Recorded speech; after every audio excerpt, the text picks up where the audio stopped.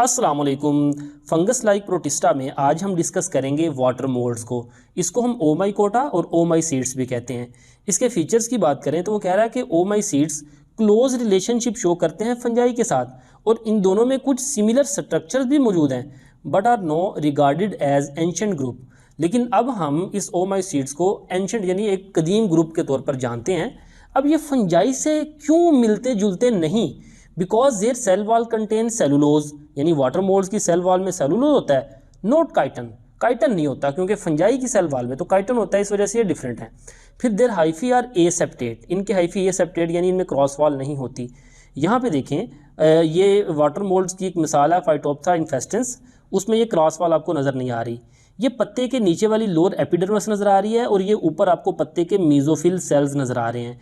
और उस mesophyll cell में यानी ये एक फाइटोप्थरा इन्फेस्टेंस ने पत्ते को इन्फेक्ट किया हुआ है और इसके हाइफी देखें उस मीजोफिल सेल के अंदर गए हुए हैं, branches inside the host mesophyll cell अंदर तक गई हुई हैं, इन्फेक्ट किया हुआ है। ये आपको नज़र आ रहा है गार्ड सेल, जिसके अंदर ये सुराख जिसे हम स्टोमा कहते हैं, जिससे इसके हाइफी इंटर हुए हैं। ये इंटरसेलुलर हाइफी यानी सेल्स के दरमियान, इंटरसेलुलर यानी सेल्स के दरमियान, और इंट्रासेलुलर कहते हैं सेल के अंदर वाला। ये सेल के अंदर वाला इंट्रासेलुलर हाइफी है और ये इंटरसेलुलर हाइफी। फिर ये आपको जो स्ट्रक्चर नज़र आ रहे हैं ये हैं स्पोरेंजियोफोर, जिनकी टिप के ऊपर लगे होते हैं स्पोरेंजियम।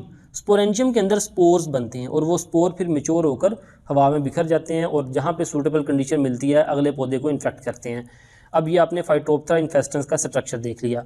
नेक्स्ट हम बात करते हैं वहीं से, oomycetes include a number of pathogenic organism.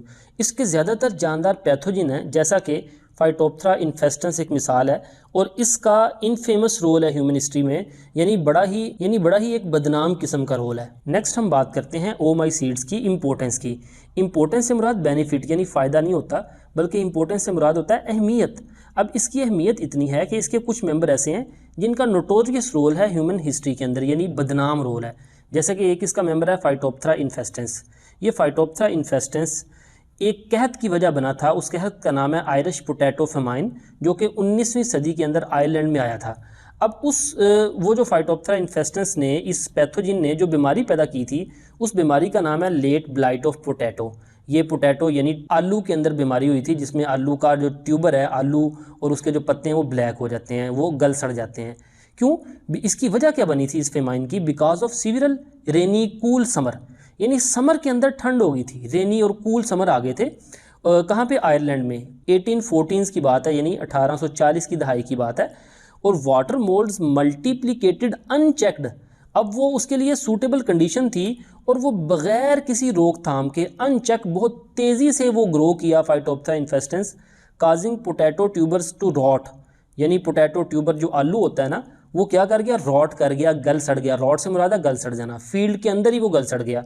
अब वो कह रहा है since potato were the staple food of the Irish peasant diet. Staple food कहते हैं अहम ग़िज़ा, जैसा कि पाकिस्तानियों की स्टेपल फूड गंदम है, बांग्लादेशियों की स्टेपल फूड चावल है। तो स्टेपल फूड के बगैर ज़िंदा रहना मुश्किल है। आप सब्जियों के बगैर, फलों के बगैर रह सकते हैं, स्टेपल फूड के बगैर नहीं रह सकते। तो आयरलैंड के जो किसान हैं, जो उनके लोग हैं, उनकी स्टेपल फूड आलू था। अब आलू ख़त्म हो गए, जिसकी वजह से मैनी पीपल, तकरीबन 2.5 लाख से मोर देन 1 मिलियन, 2.5 लाख से 10 लाख लोग जो उनसे हैं वो मर गए, भूखों मर गए, स्टार्व टू डेथ। इसी तरह the famine prompted a mass migration, यानी फेमाइन वजह बना, बहुत बड़े पैमाने पर लोगों को हिजरत करना पड़ी, माइग्रेट किया आउट ऑफ आयरलैंड से to the such countries as United states.